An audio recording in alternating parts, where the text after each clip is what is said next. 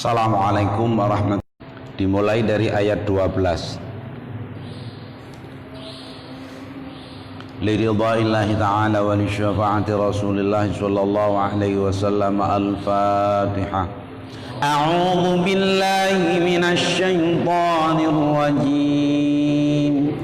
Bismillahirrahmanirrahim.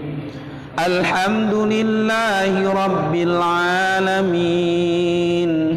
arrahmanir rahim, maliki yaumiddin, iyyaka na'budu wa iyyaka nasta'in, ihdinas siratal mustaqim, siratal ladzina an'amta 'alaihim ghairil maghdubi 'alaihim waladdallin.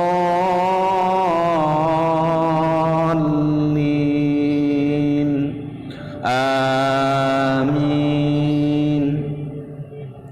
A'udzu billahi minasy syaithanir rajim. Allahul ladzi sakhkhara lakumul bahra litajriyal fulku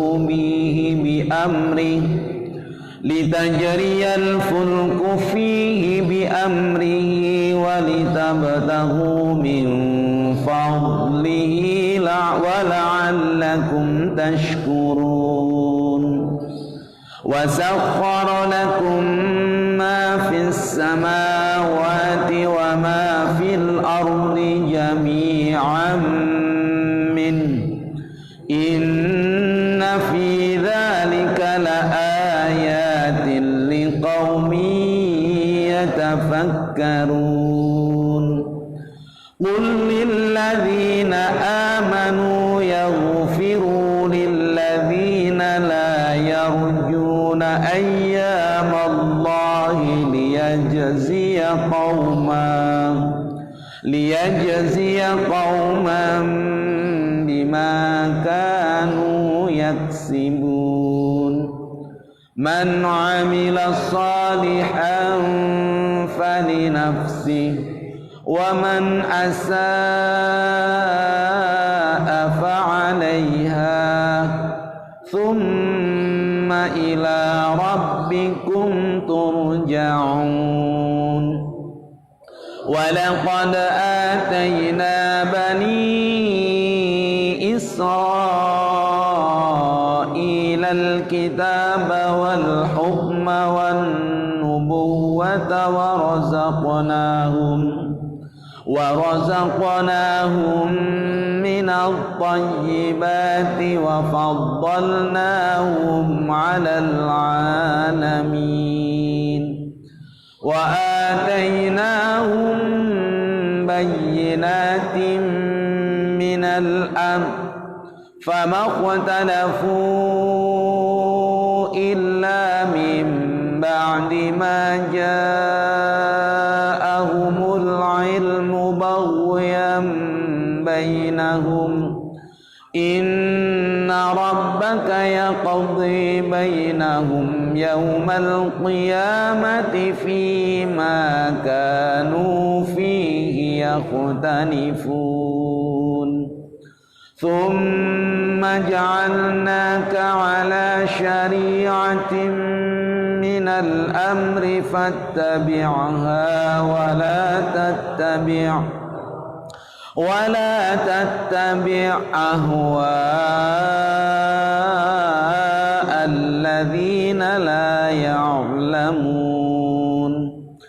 Innahum lan yughnu 'an من الله شيئا وإن الظالمين بعضهم أولياء بعض والله ولي المتقين هذا بصائر للناس وهدى ورحمة لقوم يوقنون أم حسب الذين اجترحوا السيئات أن نجعلهم كالذين آمنوا وعملوا الصالحات سواء محياهم ومماتهم ساء ما يحكمون صدق الله العظيم. Sekarang kita masuk mempelajari surat An-Nur.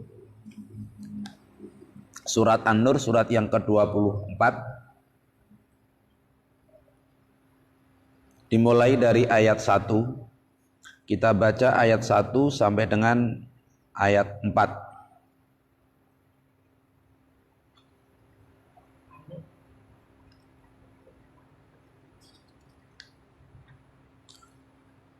أعوذ بالله من الشيطان الرجيم سورة أنزلناها وفرضناها وأنزلنا فيها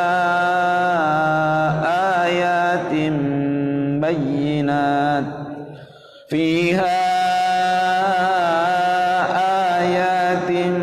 بينات لعلكم تذكرون الزانية والزاني فاجلدوا كل واحد منهما 100 جلدة ولا تأخذكم بهما رأفة في دين الله إن كنتم تؤمنون بالله واليوم الآخر وليشهد عذابهما طائفة من المؤمنين الزاني لا ينكح إلا زانية أو مشركة والزانية لا ينكحها إلا زان أو مشرك وحرم ذلك على المؤمنين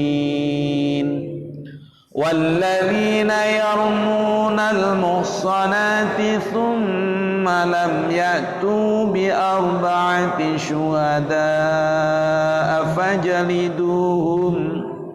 فاجلدوهم 80 جلدة ولا تقبلوا لهم شهادة أبدا وأولئك هم الفاسقون. أعوذ بالله من الشيطان الرجيم. Bismillahirrahmanirrahim. Suratun anzalnaha wa faradnaha wa anzalna fiha ayatin bayyinatin la'allakum tadhakkarun. Ini adalah suratun Nur. Surat ini disebut dengan surat An-Nur. Surat ini madaniyatun, adalah surat yang digolongkan dalam kelompok ayat-ayatnya madaniyah.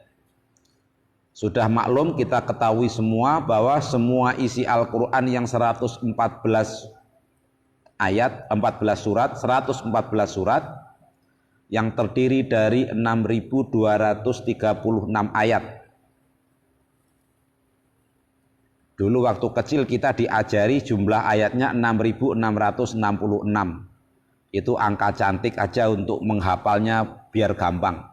Tapi kalau kita hitung kisarannya mengapa kisarannya? Karena perbedaan perhitungan, perbedaan cara membaca, ada yang menghitung itu ayat, ada yang menghitung bukan, itu tidak jauh dari 6.236. Ada perbedaan sedikit.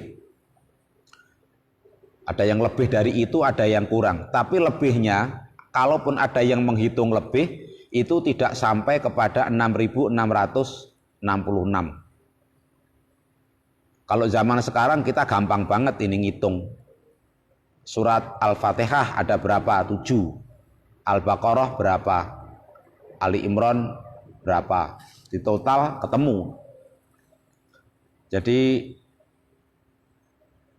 jumlah ayatnya keseluruhan dalam satu Al-Quran itu 6.236. Menurut perhitungan dari qiraah atau dari versi riwayat bacaan yang kita ikuti. Yang kita ikuti itu riwayat Imam Hafiz, itu sepakat jumlah ayatnya ya segitu. Dari sekian banyak ayat itu digolongkan menjadi 2. 2 ini awalnya berdasarkan kapan ayat itu turun. Jadi bukan turun di mana, tapi turun kapan.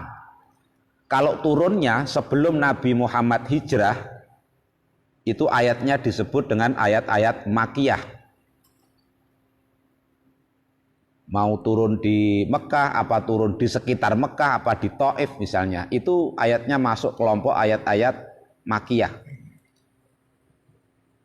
Jadi apa yang disebut ayat Makkiyah itu ayat-ayat yang turun sebelum Nabi hijrah.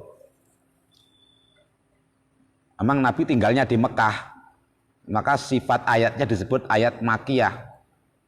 Tapi kemudian dipelajari hampir seluruh isinya itu mengandung kajian tentang penguatan jiwa.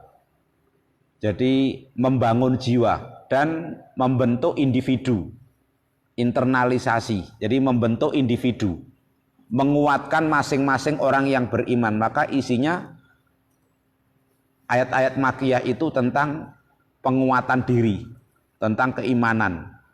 Kalau orang mukmin atau orang yang membaca ayat-ayat Makkiyah itu diharapkan imannya kepada Allah dengan logika yang benar itu kuat.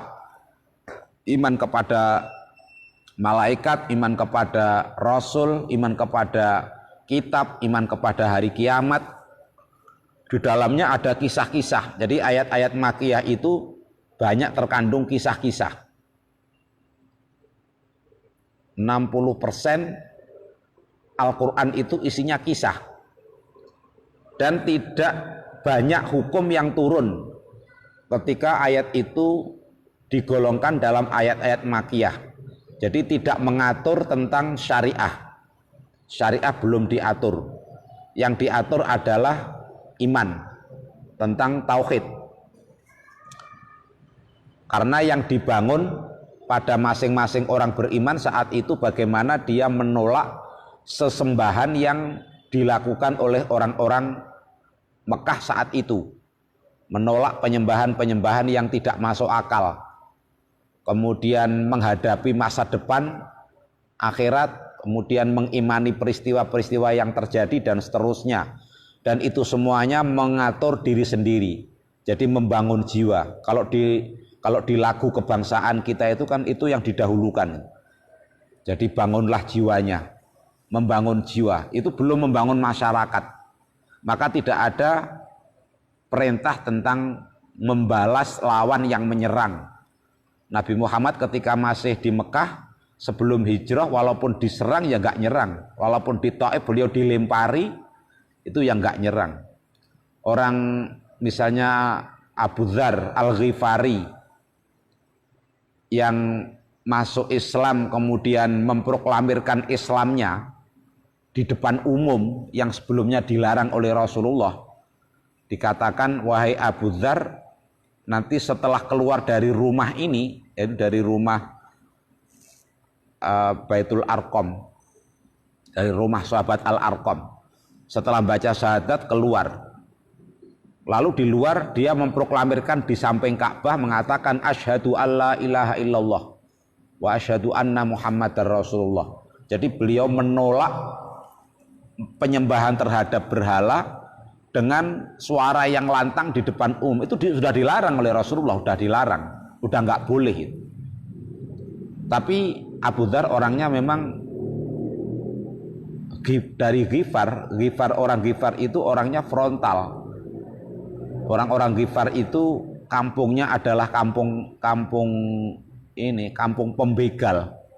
Jadi isinya itu ya preman semua, orang sekampung itu. Jadi tampilnya ya tampil preman gitu. Abu Dzar dan kaumnya. Jadi beliau masuk Islam sendiri, tidak bersama kaumnya, datang ke Mekah, menyatakan Islam, lalu mengumumkan di depan umum. Setelah itu, karena logika mengimani Allah sebagai satu-satunya Tuhan, sebagai Tuhan yang Maha Esa, itu belum diterima di Mekah. Maka Abu Dzar langsung ditangkap, lalu dikeroyok rame-rame, dipukuli. Bener. Karena sebelum itu memang orang-orang beriman semuanya menyembunyikan keimanan. Jadi tidak menampakkan keimanan kepada umum, kepada publik. Itu era-era awal. Dan itu tidak ada ajaran tentang mensyiarkan atau menyuarakan Islam di depan publik pada awalnya. Sehingga ayat-ayat Makkiyah itu tidak ada perintah perang. Tidak ada perintah melawan kalau diserang. Itu tidak ada. Ngalah aja selama 13 tahun. Nah, surat atau ayat-ayat yang turun pada periode itu disebut dengan Makkiyah. Kemudian yang kedua itu golongan surat yang ayat-ayatnya dimasukkan dalam kelompok Madaniyah. Kalau kita menyebut kata Madinah paham, maka ayat-ayatnya namanya Madaniyah. Tapi bukan berarti ayatnya turunnya di Madinah, enggak. Jadi tadi kita sebut itu penggolongannya tidak berdasarkan di mana ayat itu turun, tetapi kapan ayat itu turun. Kalau turun sebelum hijrah Makkiyah, kalau turun setelah hijrah namanya Madaniyah. Kalau Madaniyah turunnya semua setelah Nabi Muhammad hijrah. Ada ayat yang turunnya di Mekah, tapi peristiwanya setelah hijrah. Misalnya ayat terakhir ketika Nabi sedang haji, ketika di Arafah. Ketika di Arafah, Arafah itu di mana? Arafah itu ya di Mekah. Arafah itu 7 kilo lah dari Masjidil Haram. Ketika turun di Arafah, Nabi sudah hijrah. Bahkan itu ayat yang terakhir itu turun al-yauma akmaltu lakum dinakum wa atmamtu alaikum ni'mati wa raditu lakumul Islam madinah. Kukuhkan bahwa agama Islam itu sebagai agama yang sudah sempurna dan Allah sudah meridhoi umat manusia ini hanya menggunakan agama Islam. Walaupun itu turunnya di Mekah, tapi tidak disebut ayat Makkiyah. Kenapa? Karena turun setelah Rasulullah melaksanakan hijrah. Jadi ayatnya namanya ayat Madaniyah walaupun turunnya di Mekah. Jadi untuk kita pahami bahwa Madaniyah bukan berarti turun di Madinah atau Makkiyah berarti turun di Mekah. Bukan karena tempat, tapi karena penggolongan, karena waktu. Dan bersamaan dengan penggolongan waktu ini maka ada garis besar isi. Jadi yang turun sebelum hijrah itu isinya tentang tauhid, tentang keimanan yang menyangkut rukun iman yang 6. Tentang pemahaman siapa Allah, pemahaman tentang Rasul dan seterusnya. Kisah-kisah para nabi, kisah-kisah turunnya kitab, kisah-kisah atau pemahaman tentang hari akhir, tentang qada dan qadar. Itu semua menjadi pembahasan utama. Kemudian ayat-ayat Madaniyah, kalau kita membaca ayat-ayat Madaniyah, nanti akan banyak yang mengatur tentang kehidupan bersama. Kalau Mekah turun yang turun Makkiyah itu mengatur kehidupan pribadi. Jadi menguatkan pribadi. Tapi ketika diturunkan setelah hijrah Madaniyah, maka kebanyakan isinya sudah mengatur kehidupan bersama. Maka berlakulah syariat. Di situ ada hukum, di situ ada tatanan sosial, di situ ada pelaksanaan hukum positif dalam Islam. Jadi kalau kita baca ayat-ayat Madaniyah, maka yang menjadi perhatian kita bukan kita resapi lalu menjadi bagian penguat kita, tetapi yang kita pahami ini ayat yang harus kita taati, kita patuhi sebagai petunjuk untuk kita ikuti dan kita laksanakan. Karena itu mengandung rambu-rambu hukum. Termasuk di surat An-Nur ini. Jadi surat An-Nur itu digolongkan dalam kelompok surat Madaniyah karena turunnya setelah Rasulullah hijrah di Madinah. Wahya arba'un wasituna ayatan. Surat An-Nur ini ada 64 ayat. Gampang kalau ini kita bisa ngitung langsung 64. Tinggal lihat angkanya yang terakhir berapa gitu aja. Jadi isinya Imam Nawawi menghitung termasuk 64 ayat.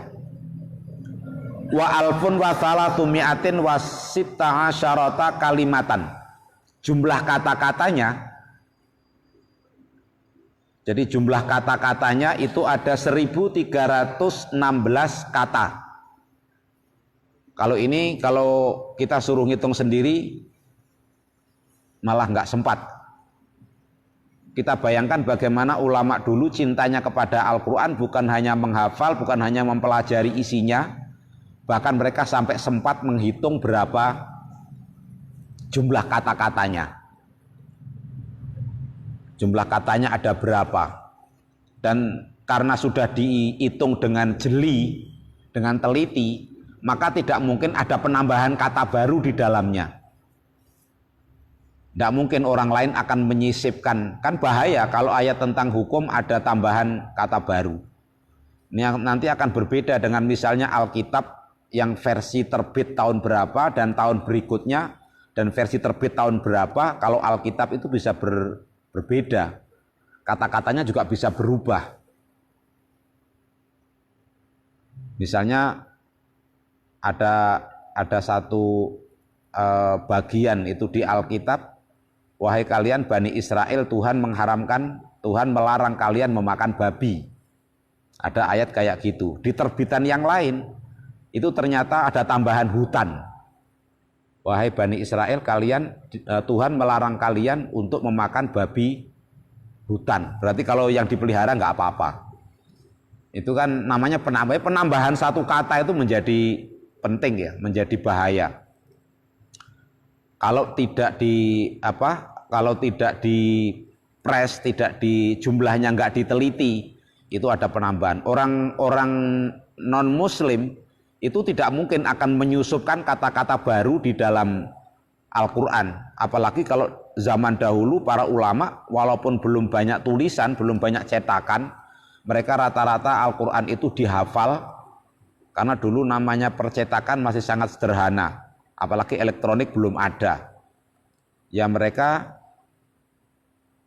membaca dan meneliti dengan teks yang ada yang sangat terbatas. Seperti kalau di Indonesia itu kan Quran yang kita baca rata-rata kan itu terbitan penerbit yang semuanya sudah diteliti oleh lajnah. Jadi ada lembaga di negara kita ini yang memeriksa sebelum Al-Quran itu terbit. Sehingga tidak mungkin ada penyusupan kata baru atau perubahan kata. Dan semua kata itu berdasarkan riwayat. Jadi kalau ada yang berbeda cara baca, itu karena riwayat gurunya. Nanti ada namanya qiraah sab'ah. Qiraah sab'ah itu ada perbedaan cara baca versi guru tertentu atau versi imam tertentu. Jadi jumlah katanya dalam surat An-Nur ini ada 1316 kata. Saya pilih percaya daripada kita ngitung sendiri nggak sempat. Wa khamsatu alafin wa tis'umi'atin wa thamanuna harfan.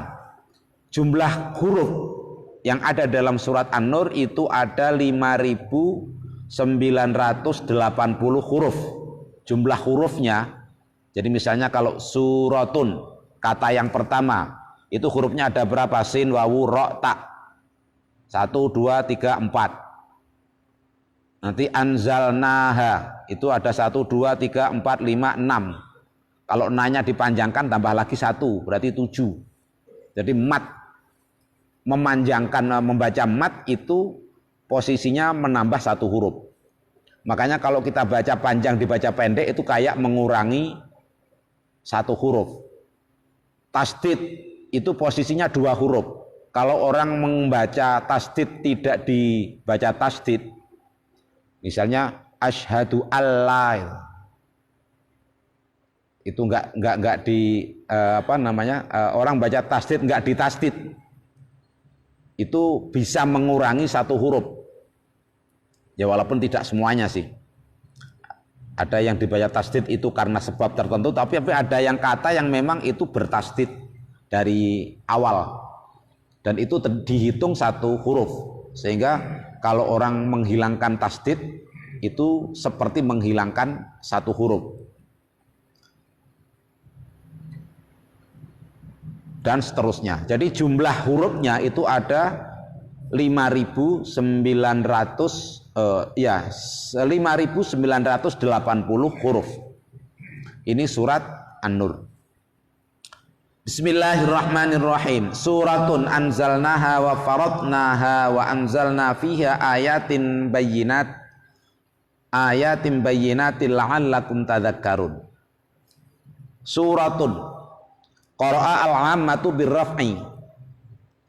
Pada umumnya umat Islam dan umumnya para imam qiraah, ahli baca Quran, itu umumnya membaca suratun birraf'i dengan membaca rafa' atau dibaca dhammah. Suratun khabarun mubtada'un mahdhufun, merupakan kata suratun itu adalah predikat, merupakan khabar dari mubtada yang tidak ditampakkan, yang tersimpan. Khobar yang dibuang, artinya tidak perlu diwujudkan mubtada'nya. Ai hadhil ayatul ati dzikruha, maksud daripada mubtada seakan-akan ada kalimat yang mengawali kalimat suratun itu, yaitu ada kalimat hadhil ayatul ati dzikruha, beberapa ayat yang nanti akan disebutkan di dalam surat ini adalah suratun, adalah surat. Suratun itu artinya surat. Itu sudah masuk dalam kosakata Indonesia, surat. Kalau dari makna bahasa, suratun itu artinya pager. Surat itu artinya pager. Surun, suratun. Jadi bahasa Arabnya pagar, pembatas, batas itu bahasa Arabnya surun. Pagar rumah itu juga surun. Surun atau suratun, kalau dimuannaskan menjadi suratun. Sehingga kalau dari makna bahasanya, kalau dari segi bahasanya bisa dipahami masing-masing surat itu dilingkupi oleh 1 batas, oleh 1 pagar. Yang masing-masing surat itu punya tema utama. Sehingga beberapa kata yang sama dalam surat yang berbeda itu tujuan penyebutannya berbeda. Misalnya kisah Nabi Musa itu kan tersebar di banyak surat. Kisah Nabi Musa di banyak surat yang berbeda karena masing-masing surat itu punya tujuan utama, punya inti pembahasan, maka kisah Nabi Musa pada surat itu mendukung inti pembahasannya. Inti pembahasan apa? Inti pembahasan tentang pembangkangan Bani Israel. Pembahasan tentang kuatnya Nabi Musa berdakwah kepada kaumnya. Inti pembahasan tentang benarnya kitab Taurat yang bisa menyelamatkan kaum. Ini inti pembahasannya itu beda-beda. Jadi 1 surat itu 1 inti pembahasan.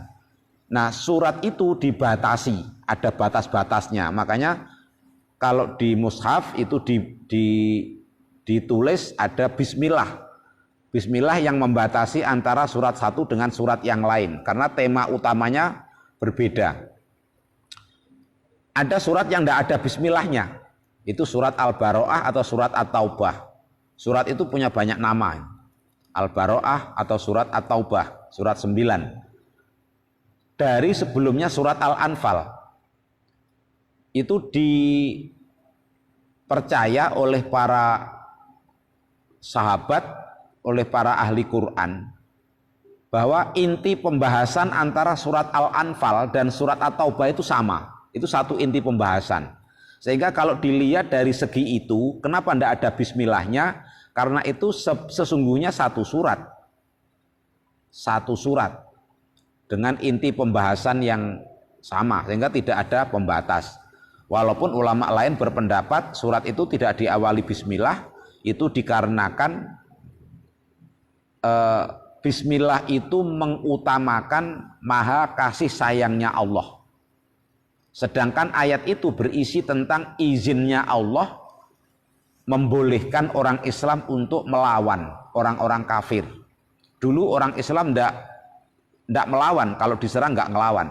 Tapi sejak turunnya surat At-Taubah itu, maka kalau ada orang kafir menyerang, itu boleh dilawan. Jadi bara'atun minallahi wa rasulihi. Jadi Allah sudah membebaskan lah, sudah melepaskan larangan menyerang kepada orang-orang kafir yang menyerang itu pada ayat itu. Sehingga karena bentuknya itu penyerangan menjadi tidak sinkron kalau diawali dengan kasih sayang. Itu sebagian pendapat begitu, tapi sebagian lain mengatakan itu satu surat sehingga nggak perlu ada bismillahnya. Kalau kita ngaji yang surat Al-Baro'ah atau surat At-Taubah kita baca pertama, jadi begitu buka Quran langsung surat At-Taubah, maka yang disunahkan kan baca ta'awud. Dan ta'awudnya itu pakai ta'awud yang populer, ta'awud yang masyhur, itu a'udzubillahi minasyaitonirrajim. Di Al-Quran disebutkannya begitu. Jadi fa idza qara'tal Qur'ana fasta'id billah. Jadi bacalah ta'awud, a'udzubillah. Dulu ada cetakan Kudus gitu. Cetakan Kudus. Menara Kudus ya, bukan Kudus. Menara Kudus itu yang di pinggirnya ditulis a'udzubillahi min ghadabil jabbari dan seterusnya. Saya udah lupa itu, malah lama enggak pernah baca karena sejak tahu ilmu bahwa ta'awud yang terbaik adalah ta'awud yang ada di Al-Quran, yaitu a'udzubillahi minasyaitonirrajim. Maka ta'awud untuk membaca Al-Quran yang lain itu saya tinggal udah. Jadi kalau baca surat At-Taubah itu awalnya ya a'udzubillahi minasyaitonirrajim. Tapi kalau kita bacanya bukan yang pertama, At-Taubah merupakan kelanjutan dari misalnya kita ngaji. Yang kita baca surat Al-Anfal, surat ke-8. Terus waktunya masih ada dan kita masih pengen baca terus. Maka baca At-Taubah tidak usah diselani, tidak usah ditambahi ta'awud, langsung. Jadi langsung baro'atun itu nyambung dari ayat terakhirnya surat Al-Anfal. Surat Al-Anfal baca apa terakhir langsung, nggak pakai a'udzu, nggak pakai bismillah apalagi. Yang kalau secara hukum baca bismillah di awal At-Taubah itu makruh, dimakruhkan, ya nggak sampai haram. Jadi surah itu makna bahasanya adalah batas atau pagar. Yang dimaksud batas atau pagar, satu surat di dalam Al-Quran itu memiliki satu pembahasan utama, satu pembahasan inti yang dibatasi dalam surat itu. Jadi tidak kemana-mana pembahasannya, ya di inti pembahasan surat tersebut. Itu kalau memahami secara bahasa suratun itu artinya pagar. Tapi kemudian menjadi makna umum bahwa suratun adalah sekumpulan ayat di dalam Al-Quran yang sudah diketahui secara umum. Misalnya surat Al-Ikhlas yaitu, surat An-Nas yaitu. Itu sudah menjadi pemahaman istilah. Jadi surat yang ada dalam Al-Qur'an yang jumlahnya 114. Jadi suratun itu dibaca suratun, kalau menurut bahasanya itu adalah mubtada khobar dari mubtada mahdzuf, sehingga seakan-akan ayat ini tiba-tiba ada kata adalah surat. Kalau diterjemahkan suratun adalah surat. Kenapa kok tiba-tiba adalah? Sebelumnya ada kata. Ayat-ayat yang akan kita baca nanti adalah surat. Satu rangkaian beberapa ayat dengan tema tertentu. Jadi temanya tentang tema hukum dan masyarakat, tema kemasyarakatan. Wa qara'a Al-Hasan bin Abdul Aziz. Wa qara'a Al-Hasan bin Abdul Aziz, seorang ulama yang bernama Al-Hasan bin Abdul Aziz wa Isa Al-Thaqafi wa Isa Al-Kufi wa Mujahid. Ada beberapa ulama, Imam Hasan, Imam Isa, Imam Isa Al-Thaqafi, Imam Isa Al-Kufi, kemudian Mujahid wa Abu Haywah bin Nasbi dengan membaca suratan. Jadi ada orang yang bacanya suratan. Kalau ada orang baca suratan anzalnaha wa faradnaha, tanya, sampean kok baca suratan? Sampean ikut imam siapa? Kalau dia bilang saya ngaji dari dulu, belajarnya mengikuti riwayat Imam Hasan bin Abdul Aziz, maka menjadi benar. Jadi bacaannya benar, tidak boleh disalahkan. Karena itu berdasarkan riwayat yang sesuai, yang benar. Atau dia mengatakan saya mengikuti riwayat Imam Isa Al-Thaqafi, bacanya suratan bukan suratun. Jadi Imam Nawawi atau tafsir ini mengajarkan kepada kita tentang bermacam-macam variasi cara membaca Al-Quran dengan perbedaan-perbedaannya, tetapi perbedaan itu masih dalam ruang lingkup ilmu, ruang lingkup riwayat yang disampaikan oleh para imam, oleh para ulama ahli baca Al-Quran. Kenapa dibaca nasab, dibaca suratan? Bi fi'lin yufassiruhu ma ba'dahu, dengan adanya fi'il atau kata kerja yang ditafsirkan, yang menafsirkan kata itu ma ba'dahu terhadap apa yang sesudahnya, yaitu ada kata anzalnaha, itu fi'il. Au bi fi'lin akhara, atau dengan penyebab adanya kata kerja lain, ada fi'il yang lain. Nahwu iqra'u awi ittabi'u, awit tabi'u. Seperti seakan-akan sebelumnya itu ada kalimat yang tersimpan, kalimatnya adalah iqra'u, bacalah. Kalau dalam bahasa Arab, kalau bacalah, maka setelah bacalah itu dibaca fathah, dibaca nasab. Jadi kalau ada yang baca suratan itu alasannya. Kalau yang baca suratun, kalau kita membacanya suratun, itu mengikuti qiraah ammah, qiraah yang pada umumnya. Jadi kalau ada yang baca suratan boleh, enggak boleh. Kalau ada yang baca suratan boleh, asal dia memang mengikuti riwayat. Tapi kalau dia bacanya ngawur karena salah lihat, ya salah menjadi. Mas kok dibaca suratan? Enggak, kelihatannya kayak fathah ini ya.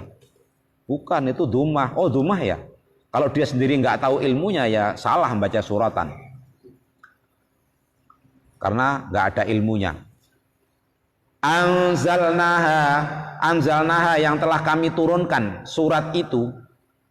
Anzalnaha yang kami menurunkan surat itu. Ay'atainaha ar-rasulah, kami berikan surat itu ar-rasulah kepada Nabi Muhammad ar-rasul, Nabi Muhammad yang menjadi rasul. Wa faradnaha, dan kami tentukan hukum wajib atau ketentuan harus. Jadi kami berikan batasan keharusan. Jadi satu hukum yang menjadi tatanan yang harus dilaksanakan. Jadi dalam surat ini nanti akan banyak aturan-aturan yang harus dilaksanakan oleh Rasulullah. Walaupun nanti tidak semuanya menjadi mutlak wajib sampai seterusnya. Jadi ada yang, maka di Al-Quran itu dikenal namanya istilah nasah, nasikh dan mansuh. Jadi ada pada awal itu hukumnya wajib, itu lama-lama menjadi tidak wajib. karena perubahan hukum. Ada yang di awal haram, lama-lama menjadi tidak haram. Itu karena perubahan hukum. Dan itu terjadi satu periode, artinya satu zaman Rasulullah. Ada yang terjadi karena perbedaan periode. Hukum pada zaman Nabi Musa diralat oleh Allah pada zaman Nabi Isa dengan turunnya kitab Injil. Hukum pada zaman kitab Injil diralat oleh Allah, itu kan berbeda periode. Tapi pada zaman Nabi Muhammad saja itu banyak peristiwa yang ayatnya mewajibkan, ternyata prakteknya tidak wajib. Kenapa? Karena di kemudian hari ada ayat lagi yang turun menasakh, menghapus berlakunya hukum wajib menjadi tidak wajib. Jadi wajib menjadi sunnah, haram bisa menjadi makruh. Jadi apa yang membuat berubah ya karena ada ayat lain. Sehingga orang tidak bisa mengambil keputusan hanya berdasarkan satu ayat. Satu ayat diputuskan, oh ini haram, ini ayatnya haram misalnya. Oh ini wajib, ini perintahnya perintah wajib. Tidak bisa.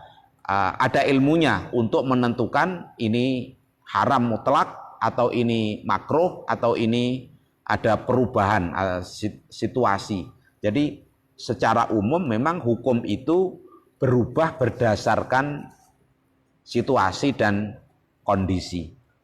Insya Allah kita akan pelajari ayat-ayat ini. Mudah-mudahan Allah masih panjangkan umur kita, masih sehatkan jasmani dan rohani kita, dan mudah-mudahan kita terus dibimbing oleh Allah sehingga hati kita selalu cenderung untuk mencintai Al-Quran dan berusaha untuk mempelajari isinya, bekerja keras untuk berusaha mengamalkan ayat-ayatnya. Kita akhiri bersama dengan bacaan hamdalah, istighfar dan doa kafarah majelis. Alhamdulillahirabbil alamin, astaghfirullahal azim, subhanakallahumma wa bihamdika asyhadu an la ilaha illa anta astaghfiruka wa atubu ilaik. Wallahu a'lam bissawab. Assalamualaikum warahmatullahi wabarakatuh.